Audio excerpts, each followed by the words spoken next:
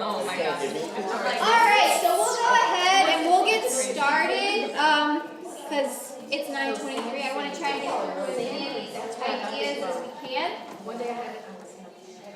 I'm Holly, and I'm not a mom, so for me to stand in front of you guys today and give you tips and ideas, I just want you to know I am not here to give you parenting advice, but instead, what I'm here to do is use some of my background with learning, language, literacy, reading skills through my work as a teacher of English as a second language and through working with students who need help with speech skills, and also through my master's work in reading and literacy, working in schools K through 8.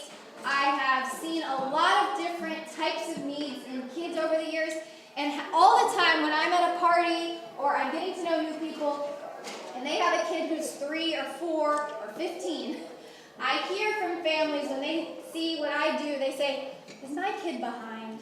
Is he delayed? Shouldn't he be talking more? Shouldn't she be listening to me better?" Whatever. So people think I'm an expert, so I was like, well, I've come up with some ideas over the years. Why not share them? So thank you for being the first participants in a workshop style like this, where we do Vacation Bible School type learning camp stuff with your kids, while you guys can get some learning time too. We're really glad to have you.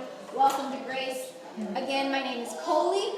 Currently, I'm a literacy coach at Murray Middle School in Stewart. I also teach English and writing at IRSC as a tutor. So today, I'm not here to do two things. One, I'm not here to teach you to parent, but I'm also not here to try and put one more thing on your to-do list, okay? So most of the tips and strategies that I'm going to share with you today are not things that you have to add to the list. Now, we do have some games because I put it as a bullet to draw you in. We're going to make learning games. But like most of what I want to teach you is how just to change one little thing you say or one little thing you do or one way that you listen to kids while you're interacting with them that can make the language-rich environment all the more better. So, in order to do that, we're going to look at some strategies. You guys are going to practice through some awkward scenarios and pretend to use these skills with each other.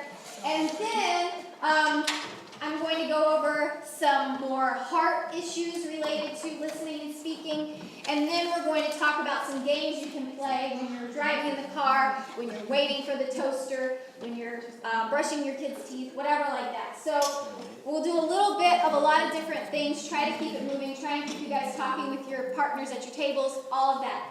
But again, like I said, I'm so happy you're here. My first time trying this. Thanks for participating. So first of all, what comes to mind when you even saw that there was going to be a workshop on listening and speaking skills? What does that even mean? What are you hoping to learn, or what do you think I might talk about? Oh, talking, yeah, talking. Communication. How to listen to my wife better? Yes. In fact, a lot of what I've studied to do what I do has helped me to talk and listen to adults better, even more so than with kids. Yeah. So there's two elements to this listening and speaking concept that I'm going to be going over today. The first one is related to pronunciation, grammar, the choice of words that we have. So that's like the logistics. That's more of what I'm an expert on, okay? But the other side of communication is the heart of the oral communication. It's the empathy that we show. It's the love and the care and the consideration that we have through listening and speaking to people. So we're going to go into both of those ideas. And like I said, the first one is where I have a little bit more of an understanding. But the second one, I found an amazing resource that transformed my way of dealing with kids in school and also dealing with adults in the community several years ago. So we'll get into that as well. And again, I'm not here to teach you to parent. I'm here to help you think of some practical ways that maybe you can change up the wording that you have. And a few people walked in, so I'm going to tell you, I'm trying to not add one more thing for you to do. Instead, I'm just changing the type of thing that you do. So we're going to find some quick tips to change up how you speak to your kids and how you listen to them. You're going to get some tools in your tool belt. We're going to find some ways to be intentional with how we use our words. So I remember back to Mr. Rogers and the song, "What we do while we're waiting, while we're waiting." I don't know if you remember that. But maybe Daniel Tiger sings that one. I don't know. He's brought back a lot of the good ones. While you're waiting, what are some of those times where you're waiting? You're waiting for the microwave to heat up something. You're brushing your own kid's teeth. You're sitting at a red light. You are sitting at the doctor's office waiting for an appointment to start. What can you do in those waiting times? So maybe while you're waiting for the microwave is the time to start counting from 100 backwards. Maybe waiting at the microwave is when you start naming all the family members you can think of, and you go back and forth with your kid as the kid gets old enough to be able to interact in those kinds of ways. While you're brushing your kid's teeth, maybe you could speak through the strategies of what you're going to be doing the next day, talking through what's coming. Maybe you could tell them a story about when you were a little kid, or just retell a nursery rhyme or a fairy tale, right? And then maybe even after you've brushed their teeth and their mouth is empty, then you can ask them quick questions like, "So what did I just say the princess did?" Or whatever like that. Maybe at a stoplight, what could you do? At the moment you get to the stoplight, it's like a trigger to do what? What could you do? What color is it going to change?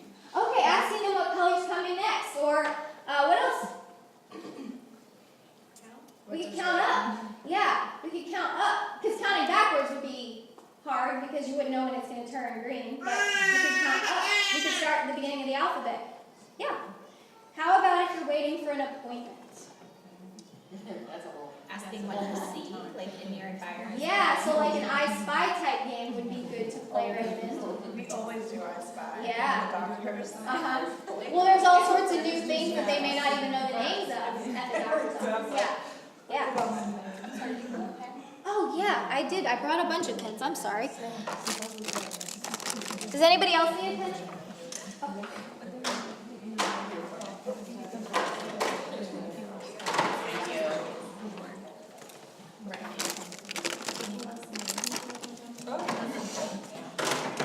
Yeah, so I mean, like I printed out all these so that you don't have to write down every little thing. So you have all the slides that are coming. Oh no, there we go. All right.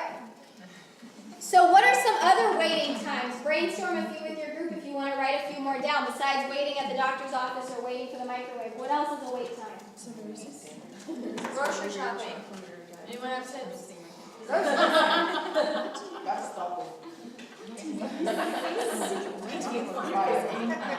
Actually, because tomorrow we're going to be reading, I think, going to incorporate some of the grocery. Oh, yeah. It's hard to find out abilities from reading and writing and officially reading it all in. Oh, yeah. The grocery store is definitely trying to back. That was my favorite thing. That works too. When they're trying to have I'm like, while you're cooking, yeah. Oh, that's hard because you're so like involved. Baby kid up. Little kid watching mother.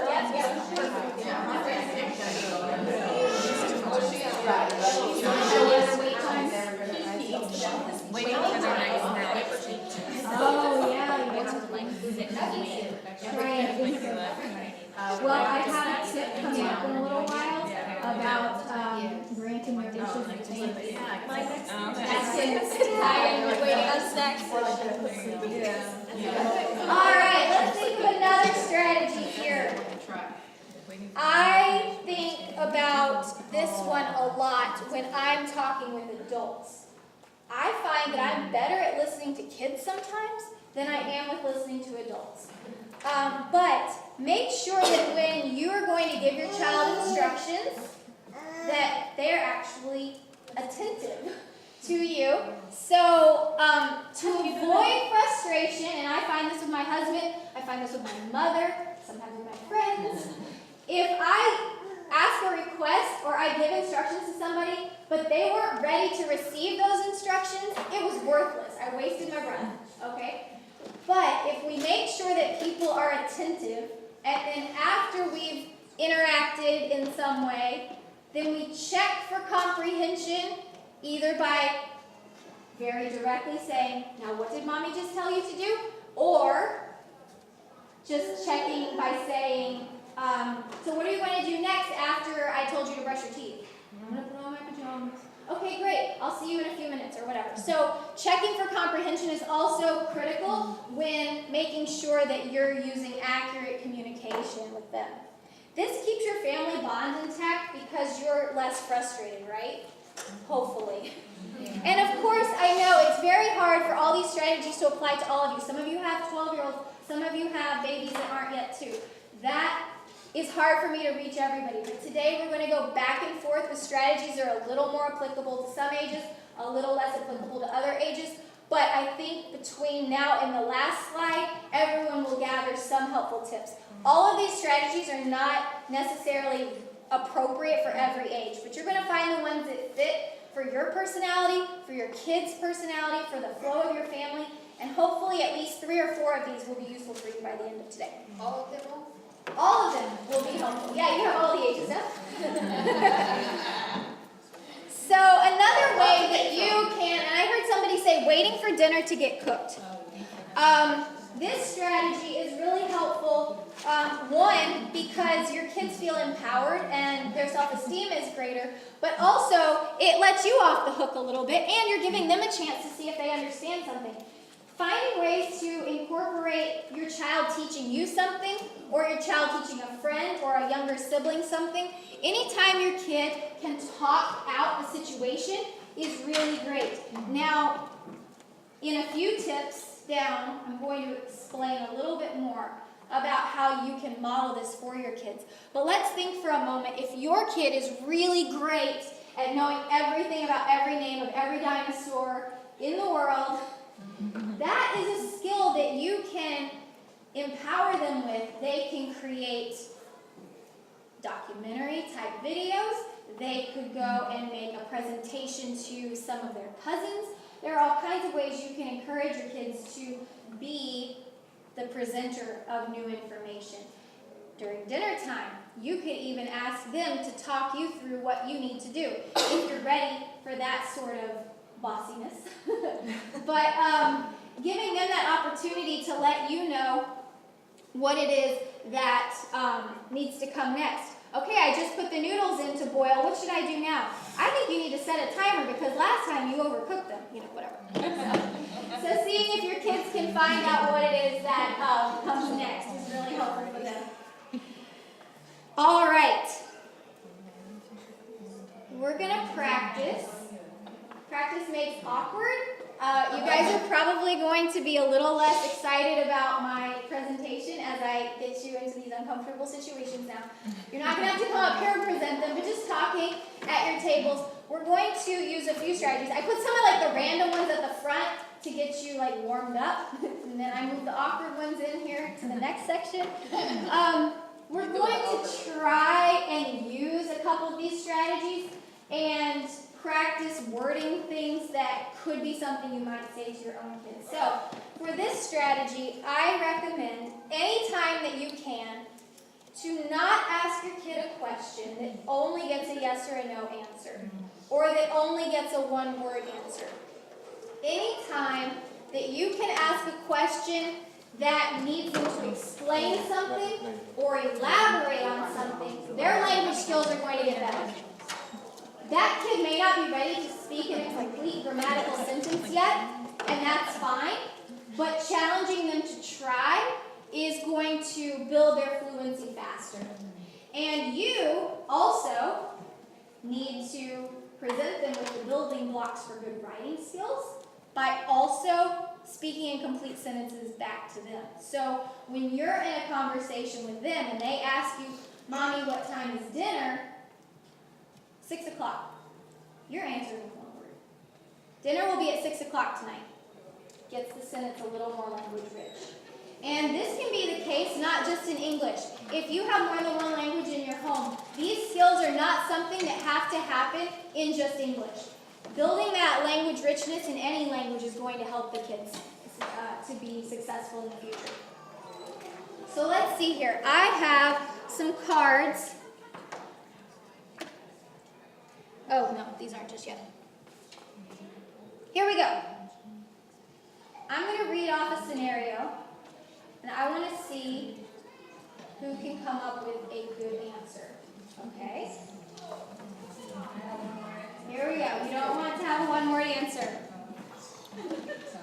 Did you go to the store? If you're asking your kid, did you go to the store, what would their answer be? Yes or no, right? Okay. What could you ask instead of did you go to the store? What did you get at the store?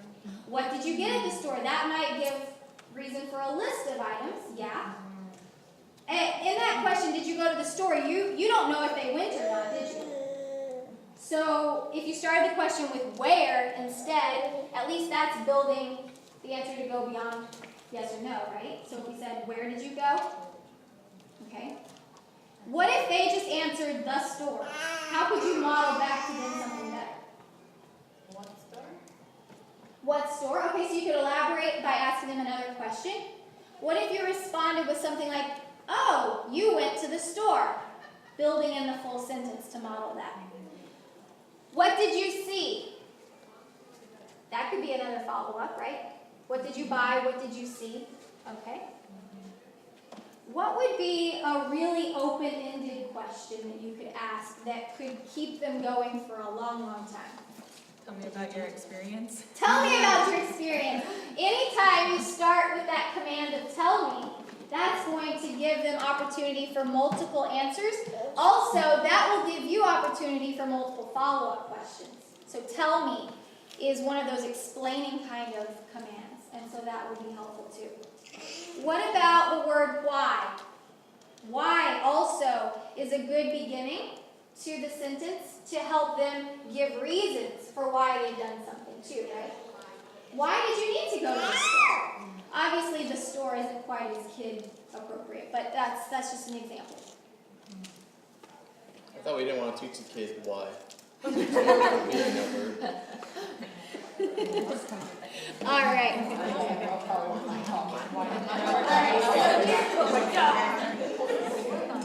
So here on these cheat sheets are a chance for you guys to practice at your table. Here's a few scenarios.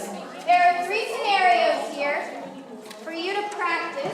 If one person at your table would go ahead and read the first one, and then you guys can come up with an idea of what you could try and say instead of what the normal response would be.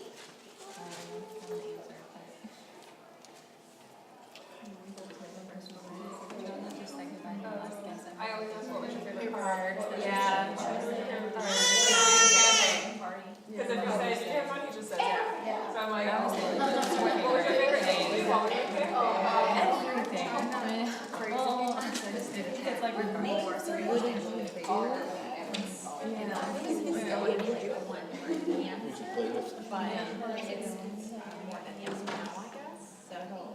Yeah, if I say, So what would yeah, answer? if I say, I was trying to say, was there something that what did you play with? Is that the only person that you work with? Tell me about your famous it's like, I remember when my grandma would pick me up from school, and you know, what'd you do after school? It's like, how was your day? It's like, what'd you do? I can't remember. In conversation.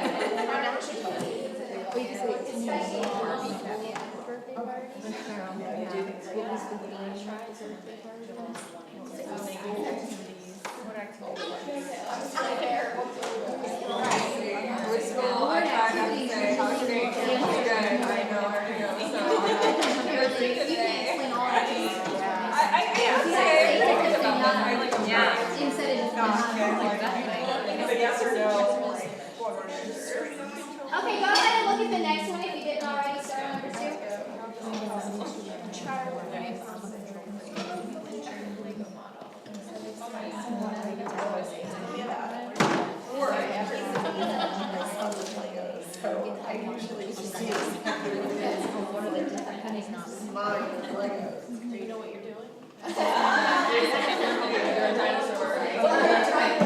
He tells me all about it too. Like every time it's How did you come up with this idea to build this? skate Did you practice I think that's really good. I would just say that. Talk about it. Yeah. Yeah. You can move on to the third one if you're ready. Your child climbing on playground equipment at the park, but seems to be getting bored. Instead of saying, "Are you ready to go home?" Because I was ready to go. And you're trying to make it fit.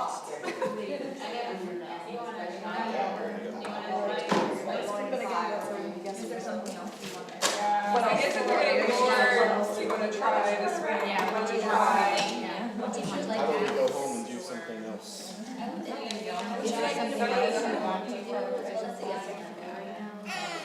Are you hot? Because we want to go too. Yeah, how old are your kids? Like it's.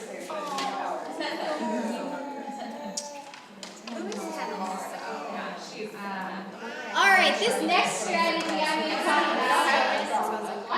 I'm going to go ahead and move on to this next strategy about process and explaining processes.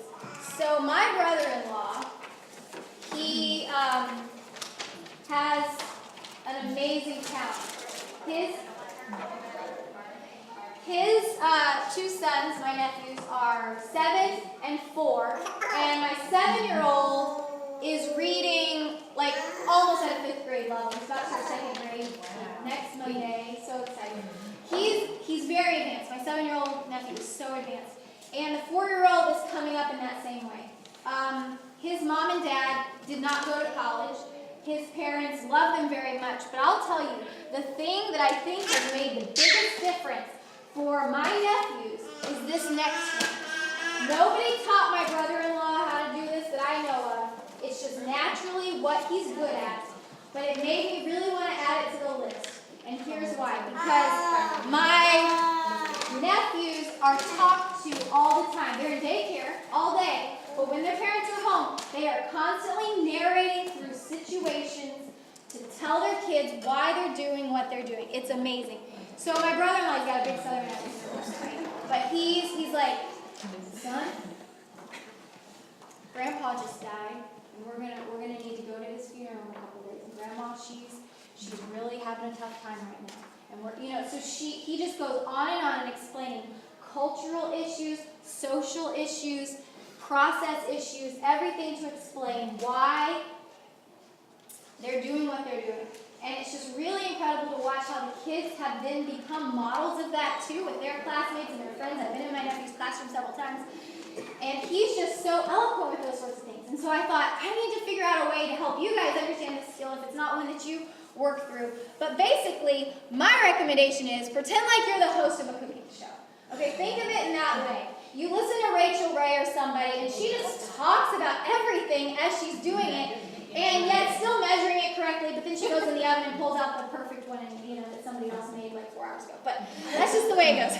But I want you to think of this strategy in the way of a Food Network star, because kids who understand why we do what we do are going to become better socially adjusted, but also they're going to hear that explanation and process of language, and they're going to build connections really quickly when they hear you narrating through situations. And you can start doing this before they're talking.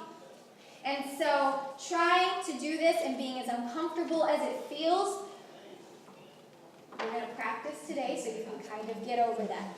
So let's think here. I started on that funeral home one. So let's think of a scenario here. Your friend's mother passed away, and you're going to be driving to go see her, and you're taking your 8-year-old son with you, okay?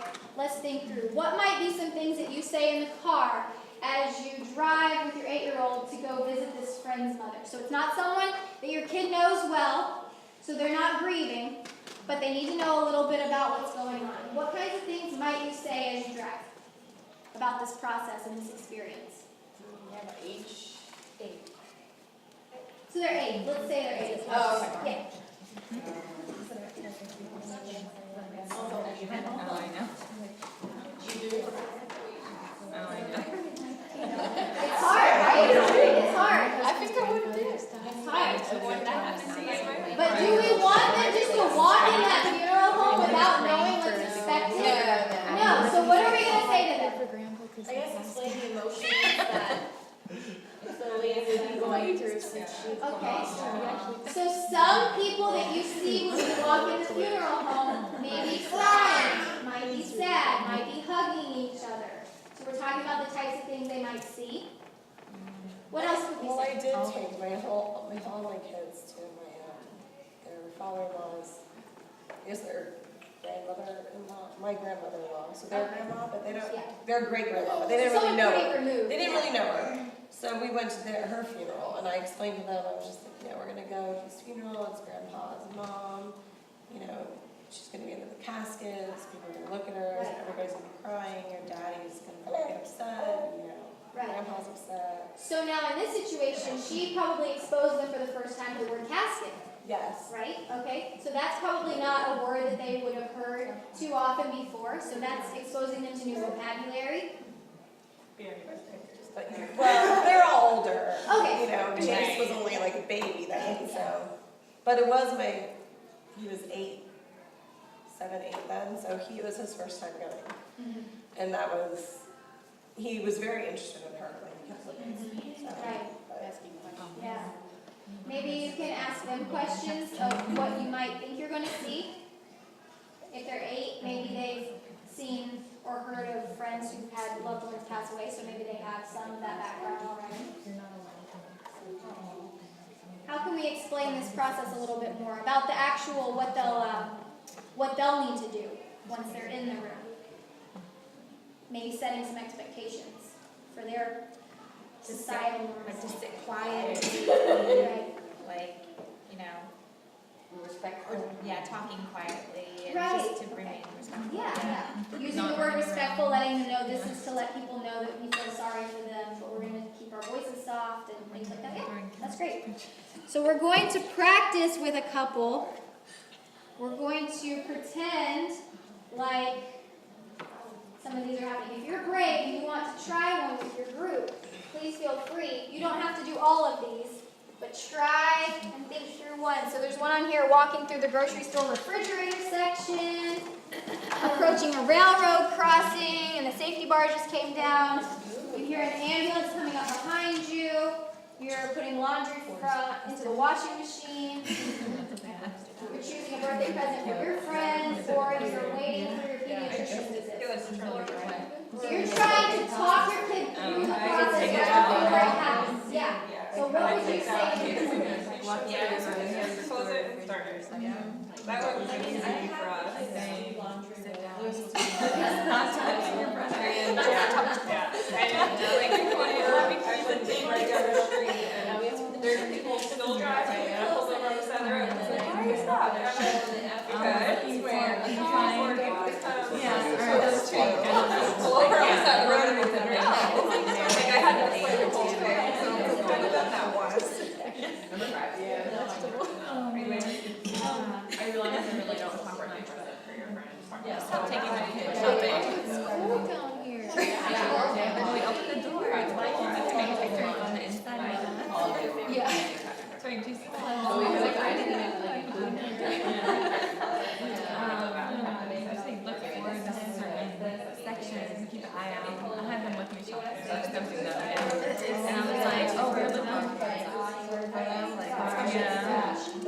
we're looking for, oh, I think about the music section. Something in my mind. And I had them looking for arrows at Hobby Lobby, so I was like, let's get ice cream for arrows. And they were helping me find ones I couldn't find. And I was like, no, I didn't like them. That has gotten easier because I remember like I was like,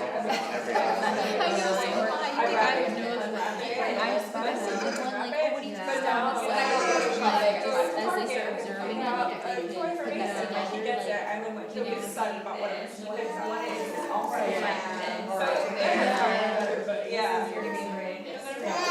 There. like I had to do this like, so I had to, Yeah, like that. and then put them, I was like, okay, Lewis, this is for honey. So it's just like a habit because I do it for my kids. Like, it doesn't really matter if it's not something or, it doesn't bother me if she drops stuff on the floor. As you're driving and you hear the ambulance. But I really try to be like,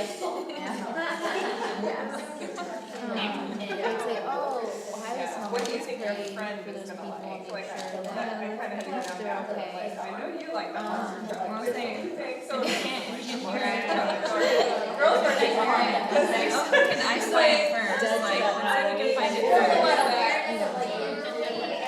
Numb to it.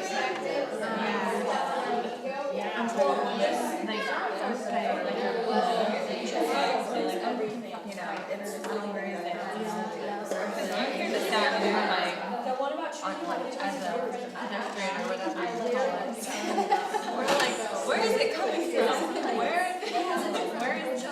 You hear it, you don't see it. Is it a fire truck? Or rescue. What kind of siren is that? Same siren. Did anybody have a great epiphany of what you could say as a process for one of these that you'd be willing to share? Anybody think of something awesome that just everybody needs to know? You guys had some pretty good ones. The railroad crossings, we always say, like, we're talking about one, because especially the one in secret, sometimes it can be so long. So what do you say while it's going? I usually ask them what they think is inside of the train. Oh, the train yeah, crossing that's a line. great one. Like, which way do you think it's gonna come from? And like, what do you think's in there? Do you think? That's good, yeah. Especially if it's a long one, it's like, oh, come on. Right, yeah, that'll definitely wait the time. Yeah. Anybody else?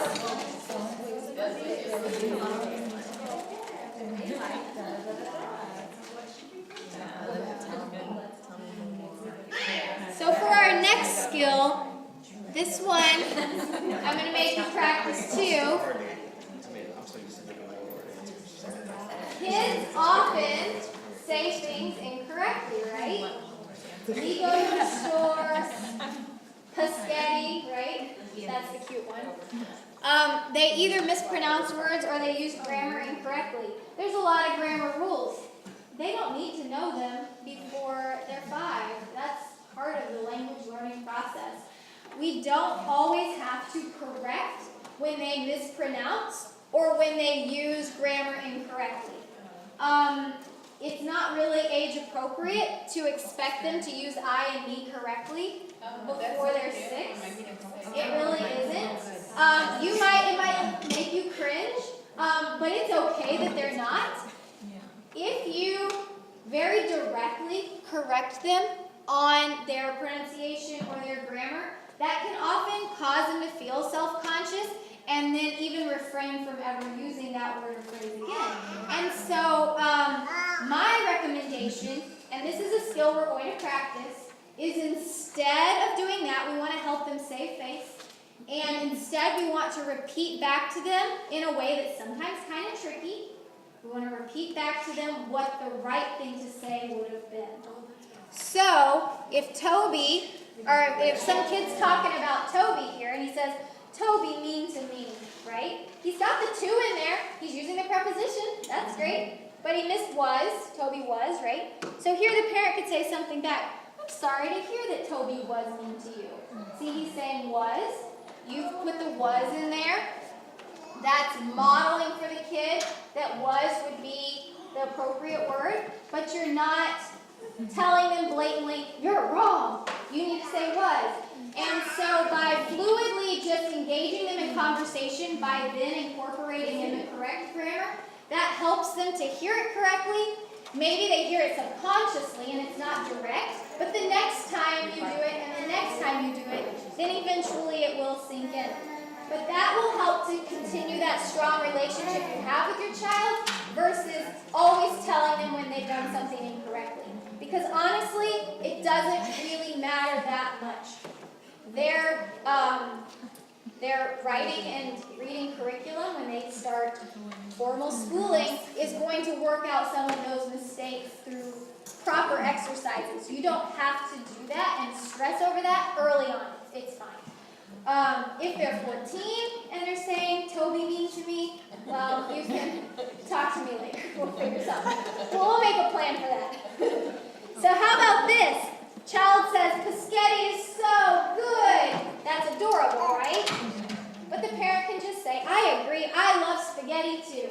They're just saying the word spaghetti. It's fine if the kid's not saying it right. There's probably lots of words that your kid mispronounces, changes around, vowels, whatever. And And usually it sounds really cute, but sometimes you're worried if it's going to be a bad thing, like if they're trying to say city and it's not coming out right. You know, you can figure out the right situations to discern when you need to directly correct them, maybe with city, if you need to. But what are some other words? Let's think through. What are some words that your kid says incorrectly that either has bugged you in the past or that you thought was really adorable in the past? What would be some ways that you could try and redirect them? Can you guys think of any? It's hard to remember, huh? My son used to say unk. Unk? I don't know why. Unk for milk. Oh. I no idea. Years. If I would correct him every single time. Yeah. You want milk? Milk? And I'm like, and I would try to like Right. overcorrect him, and Right. it still took years probably to. Well, and honestly, if you're just clarifying by asking that follow-up question, that's not necessarily saying, no, you didn't say it right, but, oh, you'd like some milk. Great. You know, that's... What about when I would be like, say, you know, Yeah, and help give you him the model practice sentence words, to yeah. repeat back to me. So I would say, my want some recommendation milk. would be not to do that immediately after the mistake every time, but instead maybe in another setting, you know, 20 minutes later, an hour Okay. later when he hasn't said the word recently, and that I can feel like even lose now some of he gets that frustrated with frustration. me with like other words I'll try to like correct him with, like because he says like the B sound instead of the F sound, and so I'll try to like correct him on the sounds, and he's like, I'm tired. I'm like, like he's like he hates when I try. And all you're going to do is just weaken that bond you guys have. The more that you frustrate each other on those kinds of things.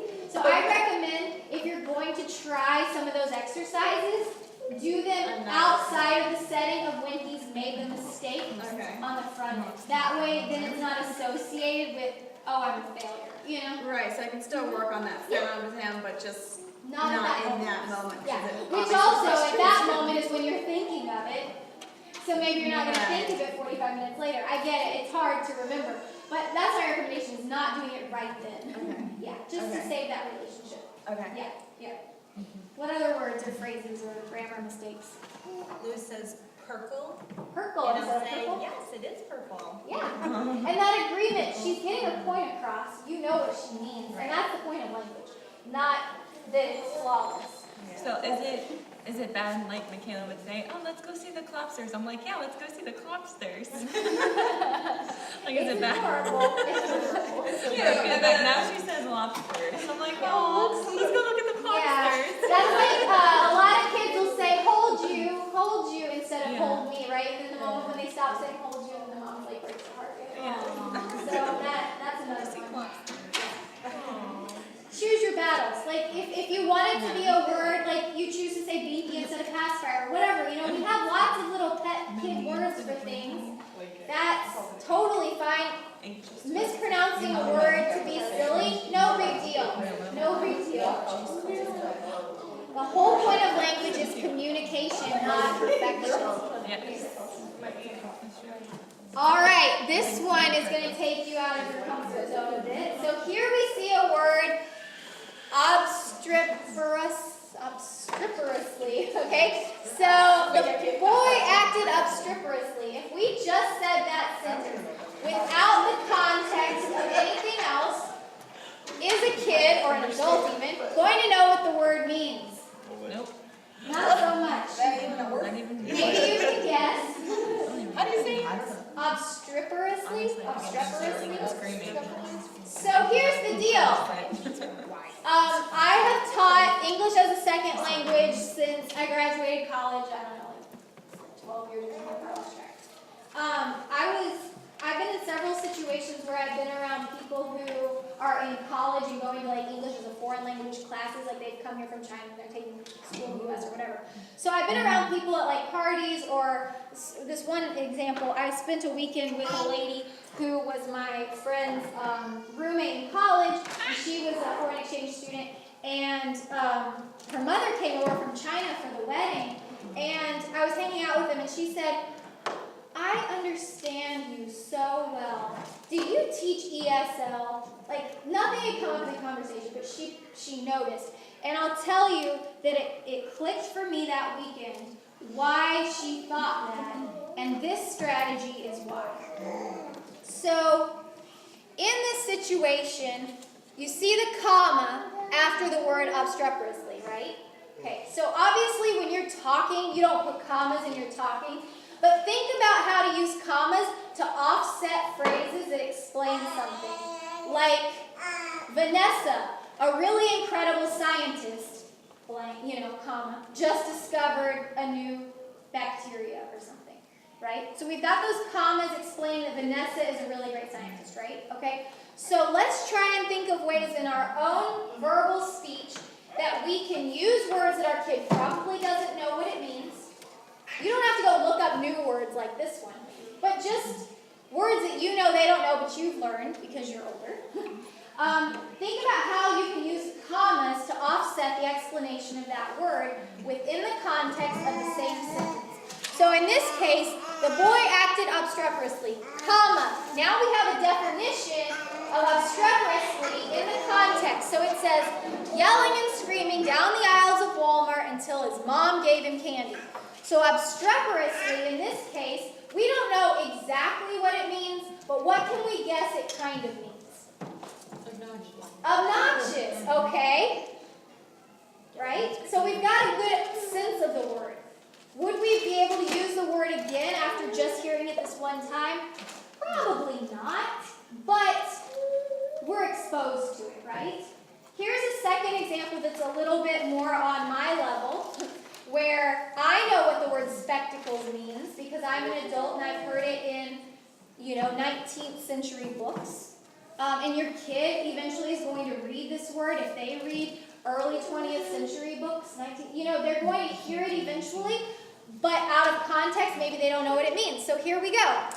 We're walking down the street, we pass a bench, and we see this family sitting there, and we go, the man on the bench is carefully cleaning his spectacles. Your kid hasn't heard that word before. But now the next sentence, we're going to use a word that replaces spectacles with a word that they know. So here we say, look how clean the lady's glasses are. I wonder if he just cleaned hers before cleaning his own. If so, that was very thoughtful of him. So now we're building in that strategy of explaining processes, right? But also, we're using the word spectacles and glasses as synonyms to mean the same thing so that they can say, spectacles must be another word for glasses. You don't have to quiz them on the word. You don't have to use it again tomorrow or put it into a song. You could. But exposing them to new words and trying to help them understand the context of the word is a great way to build new vocabulary. So, here's a challenge. Superior. How could you try to use that in context? The word superior. First of all, what does it kind of mean? Better than something else. Yeah? Okay. But it may not be a word they've heard before. They've heard better, but they haven't heard superior. Okay? What could you say? That's a good idea. It really is. What could you say to explain superior? Like using it in a sentence? Yeah. Like what kind of situation might you try and incorporate that word? Drinking coffee. If you're drinking Like coffee. saying this is superior to Folgers. I don't like. Okay. I like Folgers. So the context is the second sentence explains it. She said Maxwell House is superior to Folgers. I don't like Folgers. She's giving a negative example, right? So he can start to think, superior is better. Or even a third sentence to say, I don't like Folgers. Maxwell House is definitely better. You can even back it up then with this third sentence, okay? Cinema. We say movie theater all the time, but they're going to come across cinema if they hear any British television show or read a book, right? Cinema. Okay, yeah. So maybe this one's not as applicable to you. We'll let somebody else take a turn. Your kid's in a bilingual home, right? Kind of. Cinema. Cinema is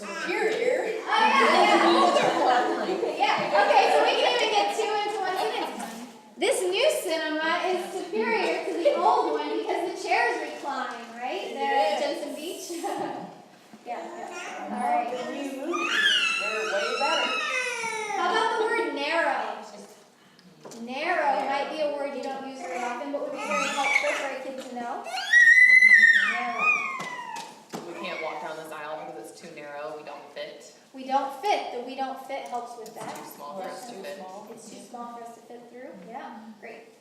Those are good ones. So now we're going to move away from me making you act out things. I'm going to go through a few more strategies pretty quickly, and then we'll transition into talking about that heart of communication a little bit. So you can practice role playing with your kids when they want to do pretend play. Get involved with them sometimes. You can either act out stories or movies they've already heard before. You can do things that are all the way brand new make-believe. You can say, let's pretend we're on a bus. Let's pretend we're at a restaurant. That way you can build in some of that vocabulary to help them know some of the words that will come up if you're ever in those situations. Let's play funeral home, and we keep going back to that right now. But we don't do that. So another strategy, so often it's like screen, no screen, screen, no screen. All the parents judge, whatever, right? Okay. There's a really great tool involved in the TV and the movies, right? Because there's so many opportunities where you can talk to your kids about the characters that are in the show, what their favorite parts were, what's the setting, how is it different from this show versus this show, what happened in this episode that didn't happen in this episode. There's lots of questions you can ask during commercial breaks, or if you pause, or if it's buffering, or whatever. You can try and clarify new vocabulary that maybe you heard in the story or in the show that they didn't, maybe they never heard before. So there's lots of opportunities. There's no reason to give up screens altogether, but there are ways that you can make them more useful, and obviously not all the time. It's not always applicable or practical. I'm not saying you need to do it all the time, but if you're sitting there and you're painting your toes and you're listening as they're watching Paw Patrol, you could ask them a few questions along the way, right? So that's a good way to build in some language with everyday things where you're already getting that content that can jog your memory of things that you can talk about. Active listening is one we talked about at the very beginning a little bit. And I was saying how this is something that's really hard for me, even with adults, is making sure that when we're talking to our kids, that we are looking at them when they're speaking. That models for them that it's socially acceptable, that when they're being the listener, that they look at the speaker. They're learning those social cues from you as the model. And making sure that as part of the conversation, you're staying engaged by rephrasing or repeating or offering new information that shows that you understand what that other person was talking about. And making sure that you're taking notice of the speaker's interests, their tone of voice, using those cues to drive the conversation to continue. Also, last one is music. Music. So here are a couple of quick ways to incorporate music. Remember those old nursery rhymes? Some of them, maybe they're not as culturally acceptable anymore, but a lot of them really are great at modeling rhyming words. And rhyming words are the building blocks of kids learning how to read. And so if your kid is already in an age where they should be reading and it's something that they're struggling with, or if they're not yet at the age to be reading, as much as you can expose them to rhyming words and exposing them to words that start with the same sound and building that awareness, nursery rhymes do that really well. Songs do that really well. So emphasizing those beginning and ending sounds is a great way to help them know more about the skills they need to be successful readers later. Another fun thing you can do, and you can do this at the red light, or while you're driving, or while you're in the bath, or whatever. This was a fun one I saw online. I never thought of this before, but I guess when I was little, I used to do it with preschool. Was if you're singing a song, like Row, Row, Row Your Boat, leave off the last word, and then sing it through again. Leave off the second to last word and the last word. Sing it through again. Leave off the third and the second and the first to last word. And eventually you just have one word left in the song, and then you laugh about it, and it's over. Right? So that's one that you can have just quick strategy to keep kids occupied while you're in the car, or waiting for that toaster to pop up, or when they're getting hungry for a snack, you can distract them by singing a song about food or something. All right. we're going to transition to something that is a little less comfortable for me talking to you. Before, the rest of it is a lot about the research and the study I've done in the past. In the next section, we're going to be using a lot of what other experts have already put together that really transformed my communication skills about 5 years ago when I read this book for the first time. But Adele Faber and Elaine Maislish, more than 20 years ago, wrote this book called How to Talk So Kids Will Listen and Listen So Kids Will Talk. Have any of you ever heard of it or read it or anything? Okay, I hadn't heard of it. I heard about it in another blog from some lady at one point, and I was like, that sounds interesting. So I downloaded it on audio, and it changed my life. So if any of you do audiobooks or whatever, I highly recommend that you get this book. The downside to the audiobook is that it's technically a workbook too, where you're supposed to stop and do exercises, and it's like a workshop model thing that we're going to put into 15 minutes. But each chapter has a different theme, and each theme has challenges, kind of like the awkwardness I put you through earlier, but with some different strategies. So basically, here's what the heart of the book says. When I'm upset or hurting, the last thing I want to hear is advice, philosophy, psychology, or the other fellow's point of view. That kind of talk only makes me feel worse than before. But let someone really listen, let someone acknowledge my inner pain, and give me a chance to talk more about what's troubling me, and I begin to feel less upset, less confused, more able to cope with my feelings and my problems.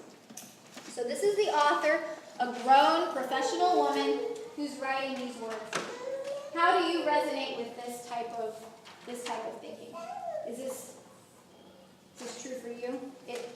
I think so. I mean, definitely in our, like, we have 2 boys, and in my household growing up, it's 2 girls, and my dad was very old school, very like, you're not gonna cry, you're not gonna do anything, stop crying, stop whining, like, go to your room and just be quiet. You know what I mean? Like, and that was just, I mean, he's older school style, you know, like, don't show your emotions. So I'm on the flip side. It's the worst. So I have a lot of emotional issues, like expressing stuff now. So I want to do this to my children, like tell them. And my husband's kind of like, you're a baby, and I'm like, no, I'm not. I'm acknowledging his feelings and getting him a chance to explain to me. And when I do that with him, you can really tell. Like, I see that you're upset. I see that you're mad. Tell me why. I think it really, like, it's huge. From our point of view, even as we interact with other adults, I don't like people to tell me I'm wrong. Not that you can't be told that you're wrong, but it causes a rift, right? In your own heart, between that other person and you. When you're being told you're wrong, when you're being overcorrected, when you're being belittled, those kinds of things cause a lot of emotional damage. Yeah, we do need to become stronger from criticism, and that's really true, but is it always necessary, right? So that's kind of the heart behind this. So this is related to the adult perspective, and now here's their philosophy on how to transfer that understanding of how we as adults feel into our interactions with kids. The process is no different for our children. They too can help themselves if they have a listening ear and empathic response. But the language of empathy does not come naturally to us, like you were saying with your own family. It's not part of our mother tongue. Most of us grew up having our feelings denied. To become fluent in this new language of acceptance, we have to learn and practice its methods. So this language of empathy, it's not something that is at the go-to response that we normally just naturally will have. Instead, we often want to dismiss or correct when people are doing something that we disagree with, right? So instead, let's look and see what's at the heart of communication. And I think too, like, it's hard because a lot of times women want to be fixers. Yeah. So like when somebody comes to you and they're pouring their heart out, or your child is pouring their heart out, you want to like, you do empathize with them, but then you're like, you want to fix it for them. So you're trying to like give them scripture or whatever. And so it's better just not to speak and just listen so they can work through their emotions. Right, and we do want to fix people, whether that's children, spouses, whatever. The thing is that we have to fight against we have to fight against that need to like prevent them from failing, right? We have to really fight against that because it's when they fail on their own and do some of that reflection that they're really going to become better at whatever it is that they failed at the first time. Because we get better when we fail and we self-correct. We don't always need somebody to point out our faults for us, right? Also, to your point, sometimes it's more convenient just to do something for your kid, right? It's easier to just go ahead and put their shoes on for them instead of watch them struggle with the Velcro for 4 minutes. Yeah, that's true. It definitely is easier out of convenience for you to just fix it sometimes than it is to allow them to work through the struggle. Yeah. So here are some of their recommendations. And also, I found a link. It said don't print it unless you have the express permission from this company or whatever. But I'll send you the link because I have all of your emails, okay? So you can print it out. But it summarized all the most important parts of this book so that if you don't want to read a 140-page book, this was 8 pages. So it summarizes all the best points. And then I summarized So here's the deal. Instead of half listening, we talked about this a little earlier, listen with your full attention. Sometimes that's with sympathetic silence. It's not fixing, it's just listening. Sometimes all they need is a listen. Sometimes, instead of a question or advice, they just need a word, knowing that you heard them. Oh, wow, oh boy. Things like that are enough sometimes for them to continue to wrestle with that problem. So instead of denying their feelings by saying, oh, that's not so bad, you can say, that might be frustrating for you, or that must be frustrating for you, right? You don't have to deny that they're feeling what they're feeling, because a feeling, you can't judge that on somebody else. That's just what they are experiencing. And instead of giving them an explanation and logic sometimes, like, I'm having a meltdown because it's raining and Mom said we're going to the park today, right? They don't know how the weather works. So your logic of explaining meteorology to a 4-year-old is probably not going to work. Rather, you could try to grant them their wish in fantasy. If I could wave a magic wand, I would make this cloud go over the sky now and the sun would come out. But you know what? Right now I can't. We're gonna play trains instead. So just giving them that sense of knowing, Dad gets me. I want to go to the park so bad. Just knowing that he cares is sometimes enough. These are not magic fixes though, by any means, right? And not one of them is going to be the perfect fix every time. And one of these you might be very uncomfortable with ever trying. This is just a toolbox. You're not going to use all these strategies every day. So how can you help your kids with societal norms? That's probably 2/3 of your frustration, is getting your kid to do what they need to do that's just been set by some arbitrary standard in our community, right? You have to wear shoes to the grocery store. I'm sorry, you just have to.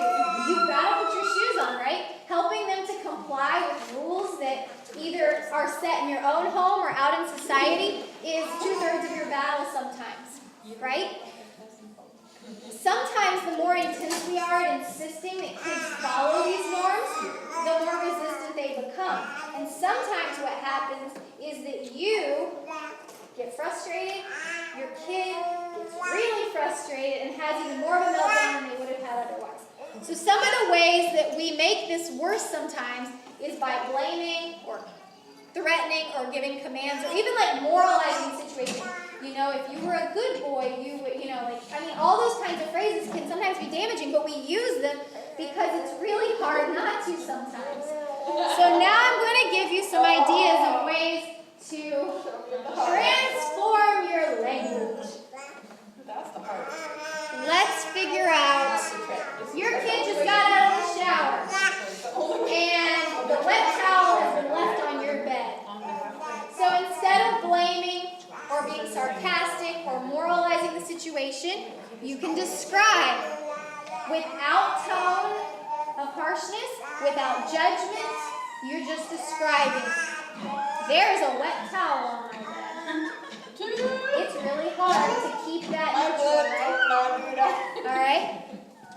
Maybe you can try and give information. It is factual that the towel is getting my bed wet.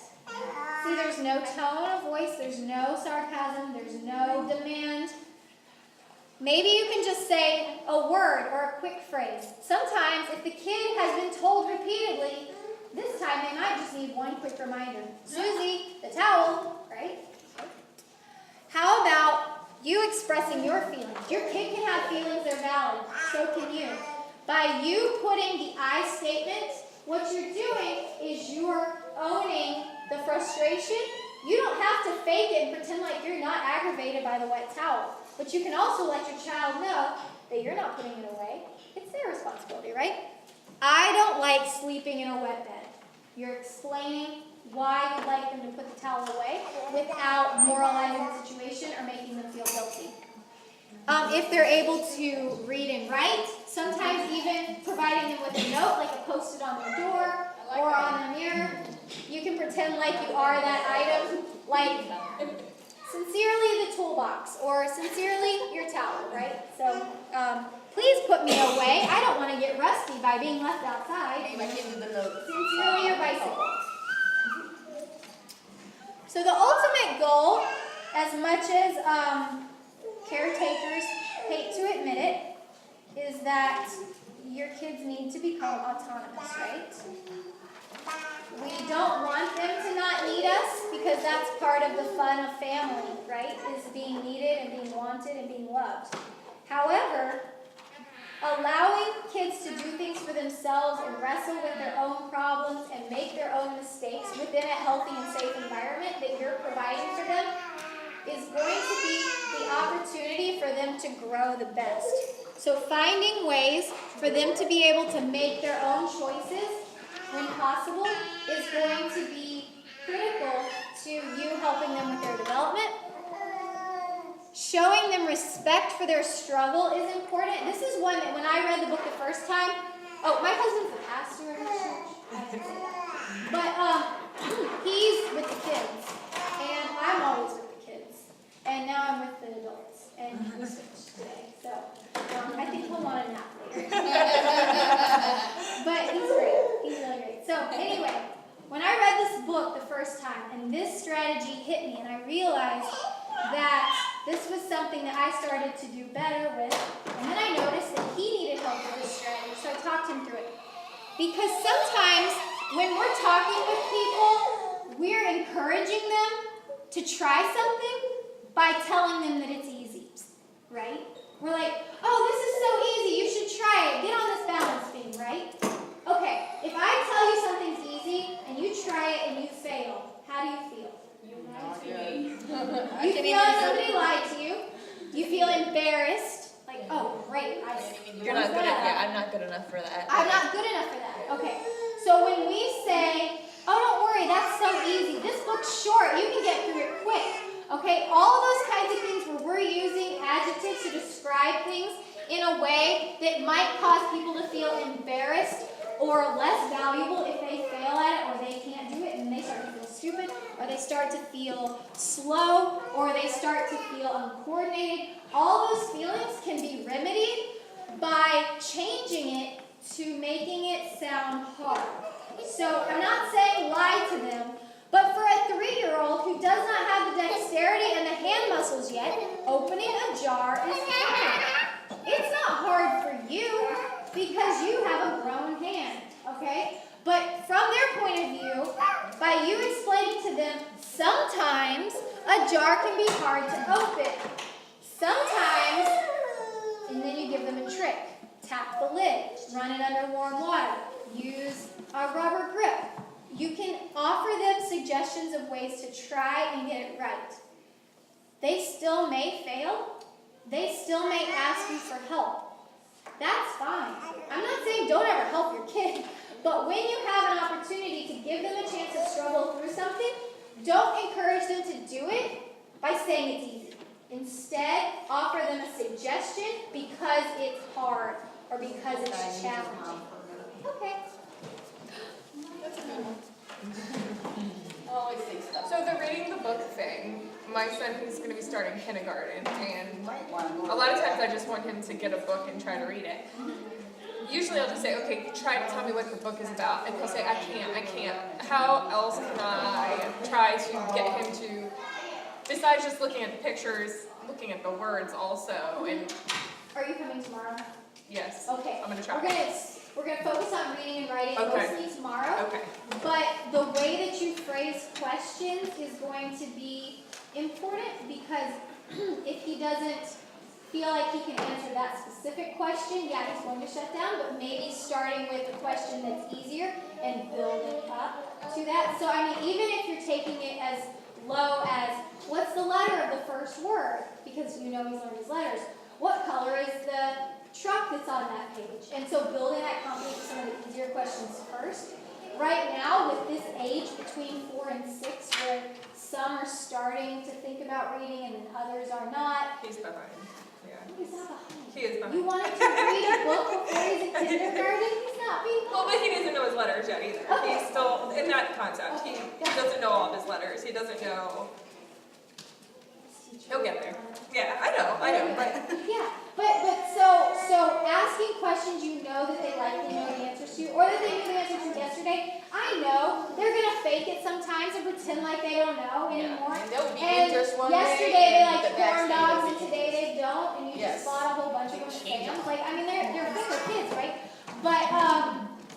But anytime you can build their confidence by asking some of those easier questions to build the interest, in those ages from 4 to 6, where you are just trying to help them grasp the love of reading, if he's hating any element of it, I recommend you flee from that for a while and reintroduce it later, because you don't want him to hate that concept of reading and books. It's much more important that he loves it than for him to be good at it today. At that stage. It has to be fun. Yes, yes. And so, I mean, as a kid gets to be 7, 8, and 9, my advice changes a bit. But when they're before 6, it's really about them loving it. And if that does not involve them actually holding the book yet, that's okay. Don't rush them. So then there's another one. Don't rush. I just said don't rush. So don't rush to answer their questions. If a kid's asking a question, do you think my hamster looks sick? Little Kyler, he's one of the little boys out there. His grandma's leading the songs. He was playing with his dead guinea pig last night. He didn't know. He was like playing with it. So that would be something where instead of you just offering the answer, you don't always have to be the expert to solve your kids' problems right away. Ask them, what do you think? Maybe you should go check a book. Let's go ask the pet store owner. He might be able to help us. So helping your kids know that you're not the expert on all topics, or that even if you know something, it's because you learned it from a different source before, helps them to build that awareness of how the world works, and that you gain your information not by being all powerful or just by getting older, but really by wrestling with it and learning it. So helping them know where they can go to the source is really great. Obviously, it's not always practical for you to go to the source, but anytime you can, that's a great strategy to try. And also, it's important not to take away hope from them. If your daughter says she's trying out for a play, you know she's never acted before, you don't have to tell her you're probably not going to make it. She's going to find out in 2 weeks when the sign-up comes out. You don't have to be the bearer of bad news because she might make it, right? So don't take away that hope before the hope is gone. If you want to prep her and say, you know what, I heard that there's only 15 parts and there's 200 kids in your grade, you know, giving her facts is important, but taking away the hope is just going to tear that rift in your relationship, okay? So instead, you could just say, that should be fun. Do you want me to help you practice or whatever, right? So let's see here. It is 10:30. If you guys want to grab another drink or whatever, if you want to check on anybody, you can. In about 5 minutes, we'll come back together, and I'm going to talk through some games that you can play with just your own voices. And then also, you can take some supplies with you to make games at home if you want, or we can work on cutting them while I talk about the next activity. So if you're mingling around and you want to come up and grab anything, you can. You can just tell me what your ages of your kids are, and we can talk through it. So we'll come back together in like 5 minutes. It's getting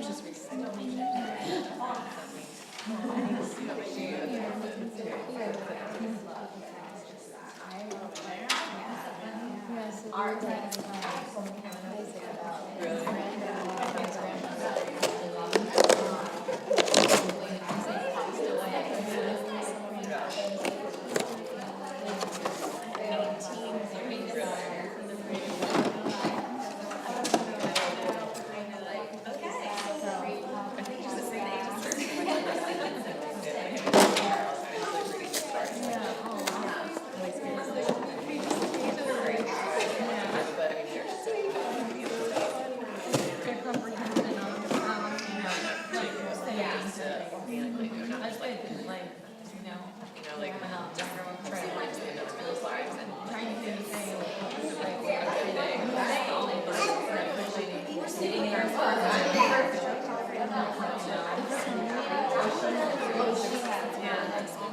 Where like, what you're doing is way more fun. You're about to make something Which isn't really a lot.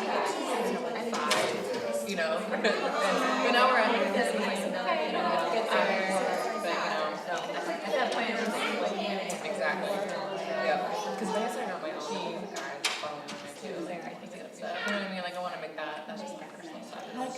For authenticity and longevity and teachers. And if I treat it like that, she was getting like really cool. So, I remember her saying, look, I was listening to it on Audible. I need to do it.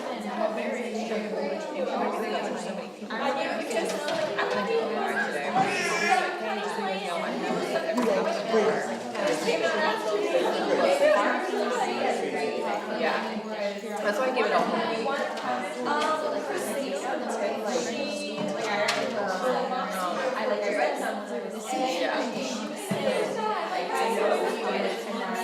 that's why I give it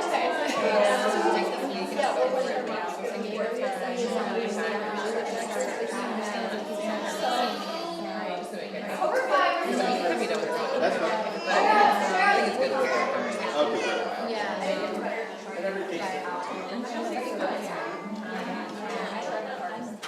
Yeah, like so many people like think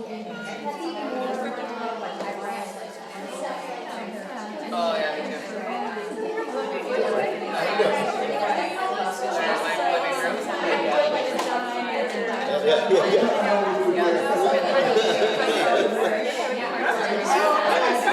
You've been hanging out all day?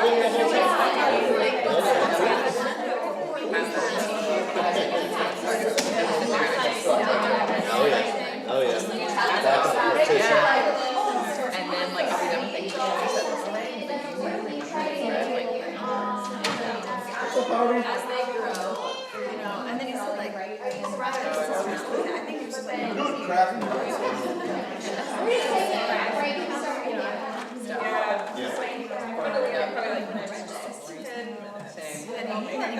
want to grab me? I'll have enough tomorrow too. So I have a 5 and a 2. We'll just try Okay. time Oh, just sorry. for 2. I'll listen to the two. Okay, so the 5 senses will definitely be something you guys can start to incorporate more. But what this one is, the way a file folder game works is you cut the edges off here, but you leave these 3 things intact. And see how it's in half? So you're gonna want to like cut right there flush, and then you take a folder. Yeah, and so you would glue in that side to that side or whatever. And then you use a baggie to keep all the sorting pieces. So then you're going to figure out, okay, well, is this one you hear or is it one you see? And the thing about this with language would be that some of them are going to fit into more than one category. Like you see and you hear the TV. So trying to ask them to justify why they put it on one area or the other area would be a good way to build in some of that language. And so if you Google file folder game preschool or file folder game first grade, second grade, some of them you have to pay for. Some of them you should probably install one of those safe search type Google protectors for your web page so you don't get viruses, because sometimes free teacher resource pages have viruses on them. So install one of those and just click on the ones that have the go yes mark. But yeah, so that's definitely a good one. Yeah, oh, sorry. So you can like cut this, you can put it on the front of it or just that's, yeah. So if you want a baggie, I'm gonna make one of those. Yeah. Tomorrow I'll have a lot more that are for really little kids. We're gonna do reading and writing skills tomorrow. But then this one you can just build for a generic activity for one of those file folders. So you could cut right there and you can attach it and make like a game board so that you can ask questions and just move, like make little markers or use coins or something. And you can build games by asking questions. So these are some cards you can take. These ones in the middle are a little bit easier, I think. And you want to try and model them answering back in complete sentences whenever possible. And then these ones are more like how they're choosing and justifying why they like one thing over the other. And then these ones the same. These are the harder ones. Yeah, so you can build them in. I think, yeah, 'cause it's more like the preference ones, but they can pick, and then I mean, none of them are really hard. They're just a different wording. So, but yeah, you can build this. You can color it. What age is that? These ones with the shoes are for really any age, and then this census one is for the age. And I'd say these ones would probably be for the and then so this is like a game board you can cut right there, and then glue together. Alright, so I can start to finish. They're not.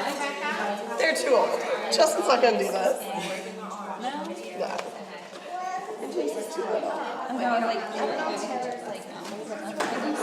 These are they're like writing prompts, but also that I'll take. yeah. So with these, you can have the kids look at the picture and then think of what's happening or what might happen next, and they can either write about it or tell a story about it. That would be good. You want to put that in? Yeah, just do it like that. Oh, that's all cool. I don't know about the game. No, listen, I want to so bad, but I can't. Wait, I'm supposed to take this whole thing? Yeah, but yeah. you can tell me. So I'm thinking maybe Palm City. I'll have a lot more reading and writing activities. I just want to really do what it is. So I'm going to say 9 times. And I'm like, maybe I'll do like the one that's by North. It's hard on Facebook. Quiz. My friend here is like the last. Reading, writing prompts. Oh, that's what these are? No, they're to talk out loud. It's like you might, when you They're all get to a different. space, then you grab a new card, and if you answer the question, then you get to move again. Oh, okay.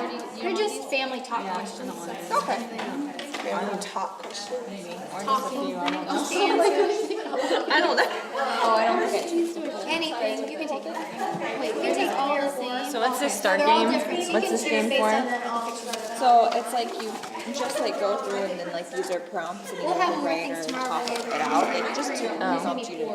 Okay. Yeah. So these are not obviously going to be. Wait, I thought I saw right yet, tacos. But just Is there a telling tacos about better? the How can you story. decide? So anytime he looks at a picture of crazy, I don't think I can decide that. Do that. That's awesome. But he wrote his S backwards. I was thinking about you because he kept saying, Or are you supposed to glue something? Like the dating. What's for you? So one thing I'm going to talk about tomorrow that helps is So it's like do like math, like move one space, and you make up your own game. they never know that direction matters. Yeah, that's Because that's there. Those are better. Use these little things. Those are good. I got one. No, I mean, I'm not talking Really about nice but thing that maybe says they you did it. What I'm saying is that chair, Like the wood chipper. We play wood chipper as adults. still a chair. I think it'd be fun to play with the kids. I know, right? Yeah. I love playing games. Identify differently based on position. And because of that, he doesn't know position matters. Yes. So that's the next step. Like for real. Little way. Speaking prompts. Do you like math or? are these scissors for us? Yeah, if you want to start cutting while I talk, you can use the adult ones. I just didn't have a ton of adult scissors. You can take a glue stick too. I think if you cut the cards up. Yeah, if you want to be cutting while I'm talking for the next little bit. I love all this stuff. I just want to like. I spend so much money on like buying them supplies, which I probably not. But she apparently has been able to.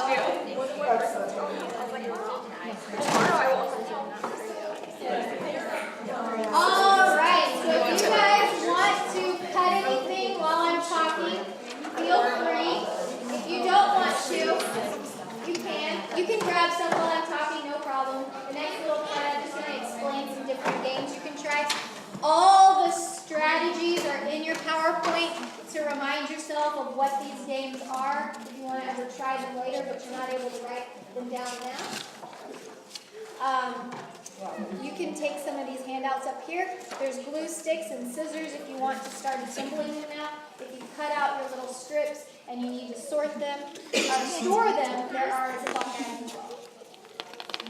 So some different games that provide language-rich experiences in your family can be used when you're waiting, when you're heading towards bed, when you're in the car. There's all kinds of times when you can incorporate these types of games. If you remember a few of them, try them. If your kids hate them, try a different one. If your kids think of something different or adapt the rules, that's great too, because then they're thinking. So this first game, it's called How Many? It's used for classification and identifying characteristics of different things. So you might say to them, or they might say to you, how many animals can you name that have a pattern on their bodies? And then the other person's job is to think of all the animals that have patterns on their bodies. Okay? Maybe you might ask, how many candies can you name that contain chocolate? And then the list goes on. Maybe instead, if they're feeling uncomfortable doing that by themselves, maybe you go back and forth and you say one and they say one, and you say one and they say one. Or if they're not ready to think of them on their own, maybe you would give them clues. Well, I'm thinking of a candy that has a shell on the outside that's hard, and some of them are blue, and some of them are red, and some of them are yellow. Oh, M&Ms, I remember that one. So if you can prompt them with clues, it's not like they have to name the whole list by themselves if it's at an age where they're not going to do that. Okay, when they're a little bit older, you can even think of harder questions. How many European countries can you name? Or how many objects can you think of that are shaped like a cone? All kinds of questions from various topics can be pulled from your mind. Maybe a question will be jogging your memory based on what you're passing as you're driving along the street. Who am I? This would be a game for you to use to describe the attributes of people, or you could call it what am I, and you can name objects. You're just trying to describe something, and then they're trying to guess what it is. The way you could play it would be where you list 3 clues and they have to guess, or maybe they make a guess after each clue. That's up to you how you want to try that. But something like this: I'm a cartoon character. I'm not a human. I have fur. My friends help me rescue others, and keep going on. My nephews watch Paw Patrol, and that's about all I've seen lately. This game helps with memory. It's called I Went to the Market. I mean, this game don't really have any memory. So if you say I went to the market, you are trying to get them to remember things. So you go back and forth. Or if you're in a big family or in a group of friends, you can just each add on a new thing. So somebody says, I went to the market and I bought a frozen pizza. And the next person adds another item. I went to the market and I bought a frozen pizza and an apple. And then the third person goes, I went to the market, I bought a frozen pizza, an apple, and a pack of gum. And then as soon as somebody forgets one, when you're playing this game in team building with a job or in a youth group, they'd be like, you're out. But in your family, you don't have to be laid out. You can just like try and prompt them to remember. Yeah. So you can play that however you want, where you get eliminated when you forget, or you just start over. All that is up to you. Another game that you can play that's similar to what these cards with the tennis shoes on them are for is asking, would you rather? So person A gives an option to person B and says, would you rather this or this? So maybe you would ask something like, would you rather eat chocolate ice cream or vanilla? Would you rather ride in a car to Orlando or fly in a plane to Atlanta? So what you're doing is you're giving them a chance to think about their life. You're giving them a chance to think about their preferences. And then you can even have a conversation about why, one kid chose one choice and one kid chose another. And that could just go into other conversations. This one I've seen used in schools a lot. When the teacher has like 2 minutes left before the bell, and then it's a real quick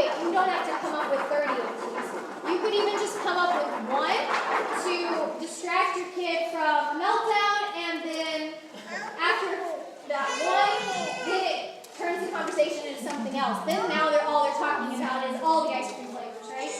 So now they've gotten on a new topic. It could be used for behavior management sometimes. All right, what do you think on the third one? Everybody give me your answer. Would you rather receive $20 every day for a year or receive $7,000 today? 20 every day. I would do the math. I just did it on my calculator. So 7 today. Okay. So she did the math. She knows that she would earn 300 more if she waited, but she'd rather get it now. You're good at math. That was quick.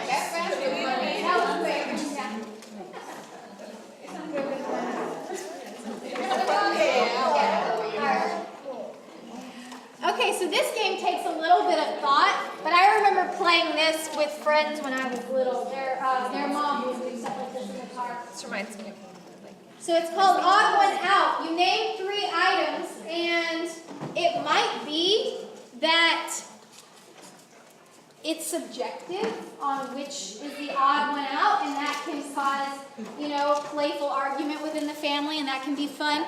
Similar to how I explained to some of you when we were talking about these senses, was how you can sort them by see, smell, hear, taste, or touch. Well, a TV, you can see and you can hear it, and technically you can touch it too.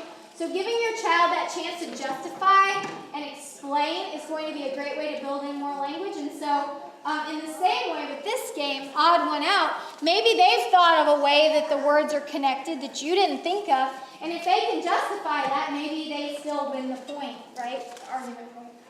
Maybe you don't want to promote that, I don't know. So in this case, you might say like train, bus, hair. So how are 2 of them connected? 2 of them are transportation, and then 1 of them is not. Is there anything else that could connect them? multi-passenger vehicles. What? Multi-passenger vehicles. Multi-passenger vehicles, yeah.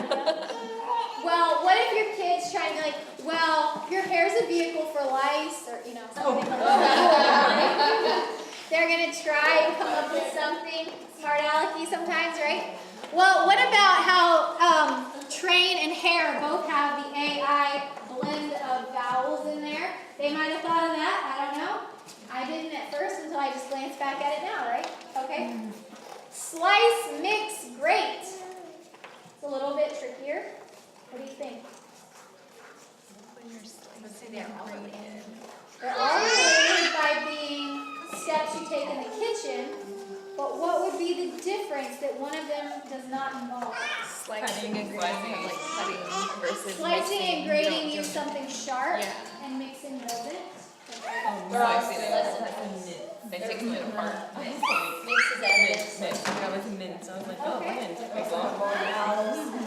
Yeah, okay, counting the vowels or anything like that, you can do.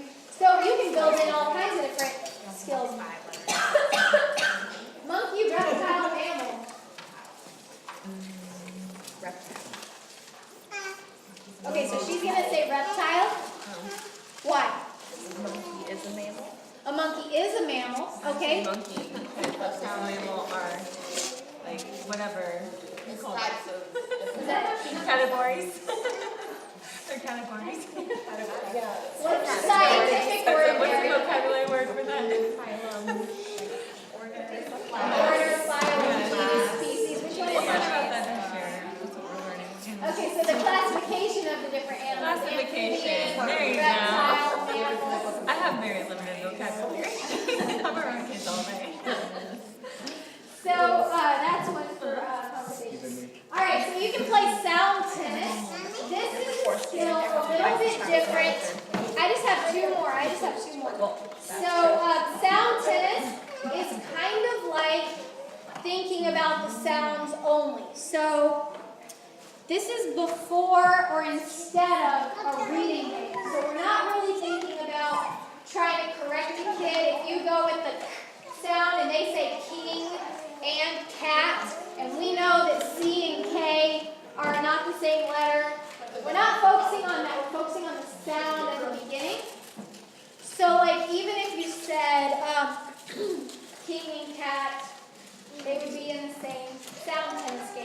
So the kid and you would go back and forth thinking of all the words you could that start with that sound. You can name places, you can name people, you don't have to just name common everyday objects, and you're just going back and forth until you can't think of a word that starts with that sound.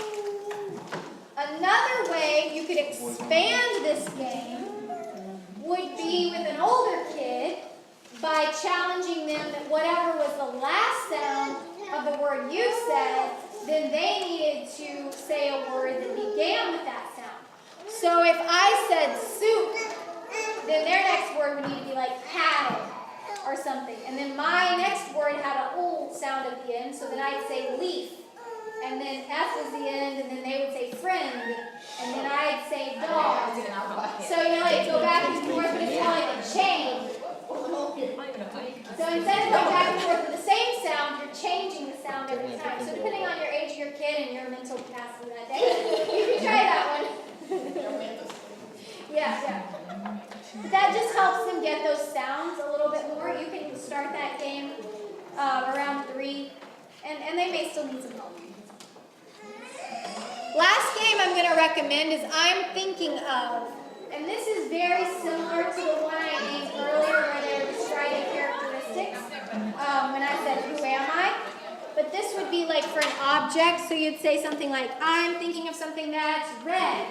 And then maybe they're going to guess. Are you thinking of my backpack? And then you give another clue. It's also made of metal. And they're like, is it a fire truck? And then you say, it's usually on a street corner. And then they say, oh, a fire hydrant. And then whenever they get it, you stop giving clues. And then the other person can start giving clues. So there's just a lot of different ways that you can incorporate talking and listening throughout the day that doesn't necessarily add to your to-do list in the sense that you've invested 2 hours here, so thanks, check. But if you just kind of keep a few of these that sounded fun to you, maybe you write them on a Post-it and stick it on your bathroom mirror just as a reminder to you each day, like, oh yeah, I'm going to try that sound tennis game today. Or reminding yourself, maybe on your Post-it you just put, oh, I see, or to remind yourself of the strategy that I don't have to fix my kid tomorrow, I can just listen. So any of these strategies that seem helpful to you, if you find a way to just be cognizant of them on a daily basis, try a few out that seem comfortable and easier for you or that your kid is going to be more receptive to, that's going to be a great way for you to incorporate as much of this into your day as you can. So I appreciate your time today. We're going to need to relieve our awesome volunteers here in a minute. So thanks for coming. I'm really glad that you were able to join us. We already got our crafty stuff. If you need any more copies, feel free to grab those. And I'm just really thankful that you guys are able to make it today. I will send an email with the summary from the book, How to Talk So Kids Will Listen and Listen So Kids Will Talk. That's even more useful than the little bit